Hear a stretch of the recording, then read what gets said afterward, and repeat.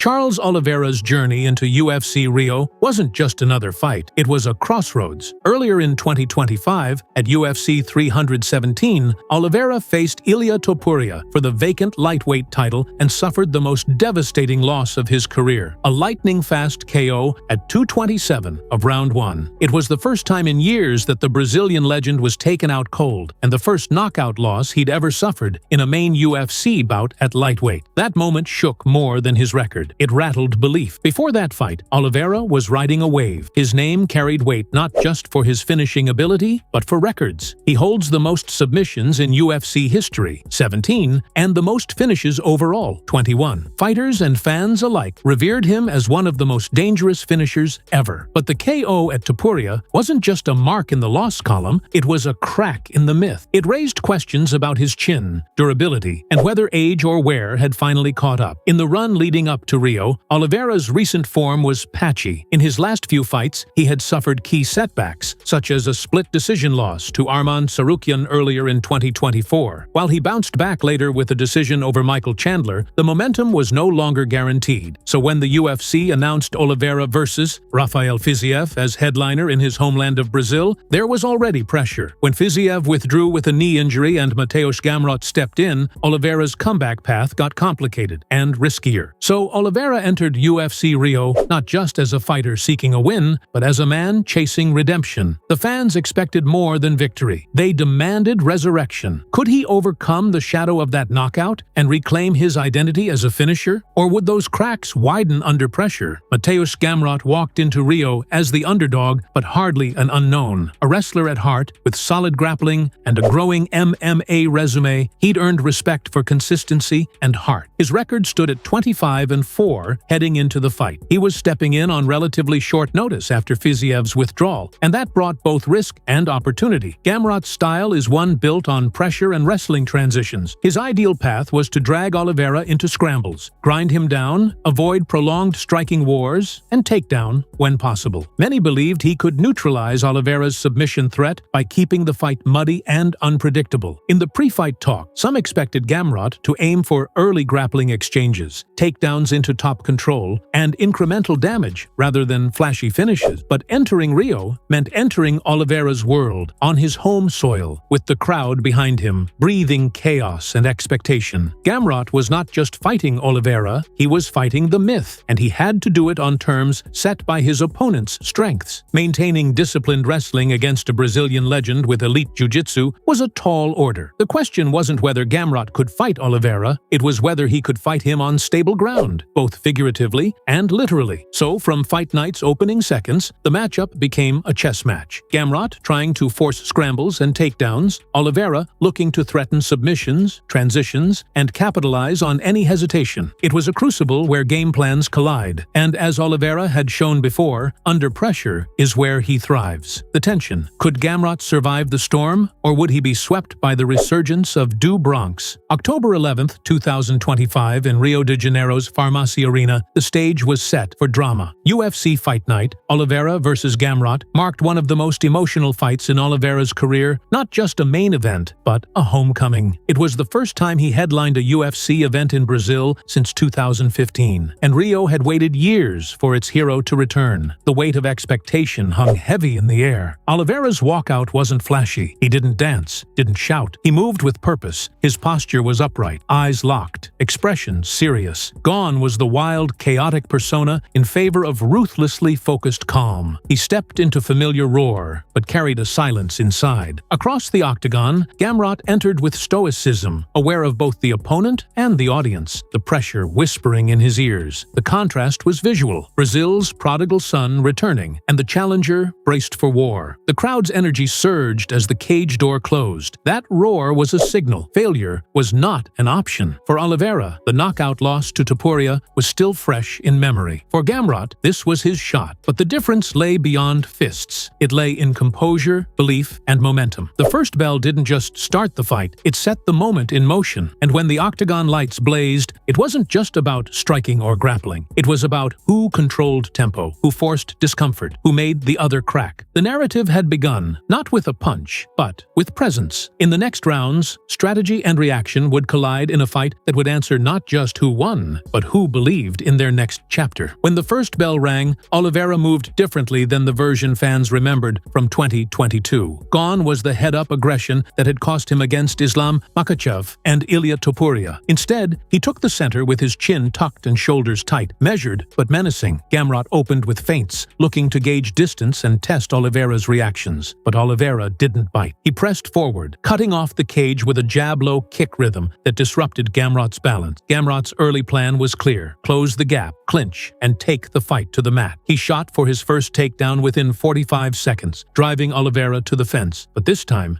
Bronx didn't panic. Instead of pulling guard too early, he used his hips to defend, framed on Gamrot's shoulder, and escape. When they separated, Oliveira landed a clean right uppercut that brought the crowd to life. Gamrot tried again, chaining another double leg. Oliveira sprawled hard and countered with a knee up the middle. That was the first sign that this fight wasn't going to look like a typical Oliveira storm. It was a calculated pressure cooker. Each exchange felt tighter, sharper, more mature. As the round progressed, Oliveira's timing started to click. He snapped Gamrot's head back with a straight right and followed with a left hook that forced the Polish contender to retreat. Gamrot managed a brief takedown, but Oliveira used his butterfly guard to sweep back to his feet, something he'd struggled with in previous losses. By the end of round one, the crowd could sense it. Oliveira wasn't just surviving the grappler, he was dictating him. When the horn sounded, Gamrot walked back, breathing heavily. Oliveira stood mid-cage, nodding to his corner with quiet confidence. The tone was set: measured chaos, controlled destruction. Gamrot came out aggressive in round two, trying to reclaim momentum. He feinted the right hand, dropped levels, and shot for another takedown. But this time, Oliveira timed it perfectly. As Gamrot ducked, Oliveira sprawled and wrapped his arms for a front headlock. Gamrot tried to roll out, but Oliveira transitioned seamlessly, first to the back, then flattened him with leg hooks in. The Brazilian crowd erupted. The arena vibrated with "Do Bronx" chants echoing through every syllable. Gamrot defended the choke once, twice, but Oliveira stayed patient. He softened him with punches from behind, short and accurate, forcing Gamrot's hands to move. That's when Oliveira slid his arm under the chin. The grip was tight, not rushed, a technician at work. Gamrot resisted for a few seconds before his body went limp. The referee dove in, pulling Oliveira away at 2:48 of round two. Submission victory. Official. Another finish added to Oliveira's unmatched record. The eruption inside Farmasi Arena was seismic. After months of doubt, Charles Oliveira had done it again. He didn't just win, he evolved. He turned what used to be chaos into chess. He didn't need a war, he needed precision. The man many said was declining had just submitted one of the division's toughest wrestlers. For Oliveira, this was more than victory. It was vindication. He'd proven that even after being knocked out and doubted, his fight IQ and resilience could rebuild what power alone could not. After UFC 317, many wrote Oliveira off as another example of a brawler who couldn't evolve. But what fans saw in Rio was a masterclass in reinvention. Oliveira didn't return reckless. He returned refined. Between fights, he overhauled his defensive striking and cage control, reportedly spending weeks training under Diego Lima and the Shoot Box team to improve head movement, foot placement, and reaction timing. The difference was visible in every exchange. He no longer charged into punches. His hands stayed high, his jab consistent, and his transitions smoother than ever. Most importantly, he rediscovered patience, the rarest virtue in a finisher's arsenal. That patience paid off. Instead of relying solely on chaos, Oliveira controlled where and when the chaos unfolded. Gamrot's wrestling was expected to exploit Oliveira's guard, but Oliveira used that same guard to trap, sweep, and reverse position. His ability to stay calm in grappling exchanges showed evolution. His experience was no longer reactive, it was predictive. Oliveira's journey wasn't about reclaiming old glory, it was about proving that champions can grow after being broken. The losses to Islam Makhachev and Ilia Topuria weren't the end. They were the necessary burn that forged something more dangerous, a Charles Oliveira who could think as fast as he finishes. Mateusz Gamrot entered the fight with a solid plan, but against Oliveira, plans often crumble the moment chaos arrives. From the opening round, his wrestling lacked depth. Instead of mixing his levels and striking combinations, he became predictable, shooting making straight doubles without setup. Oliveira read them easily. Analysts later noted that Gamrot's entries were too linear, giving Oliveira clear angles to sprawl and counter. Gamrot's gas tank also faded faster than usual. The pace Oliveira set forced him to defend constantly, and every failed takedown drained energy. The Polish contender's biggest strength, relentless pressure, became his downfall. When he slowed, Oliveira took over. Post-fight, Gamrot admitted in interviews that he couldn't find rhythm early, and that Oliveira's balance and patience felt different. That different was evolution. Oliveira didn't fall for traps, didn't overextend, and never gave Gamrot the chaos he thrives in. Tactically, Gamrot's biggest error was hesitation. Each failed shot made him doubt the next, and by round 2, his timing was off by half a beat. The difference between control and collapse. Oliveira sensed that, and when Gamrot committed to his final takedown attempt,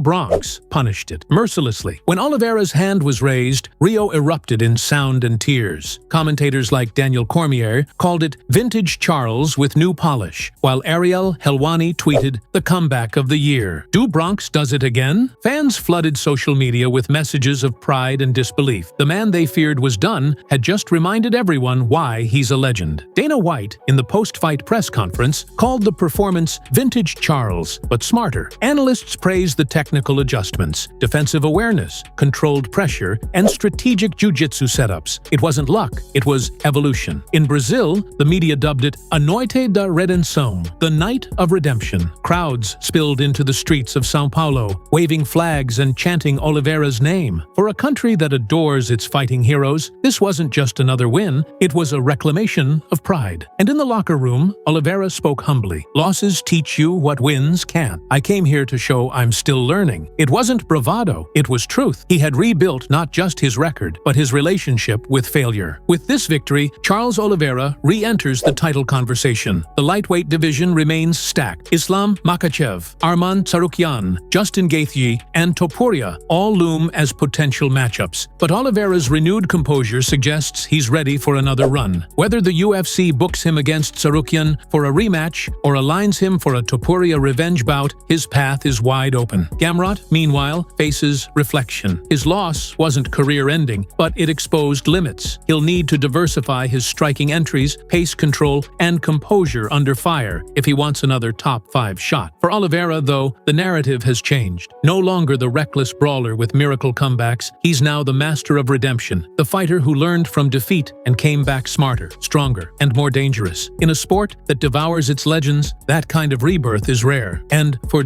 Bronx, the message is clear. The story isn't over. It's only getting better.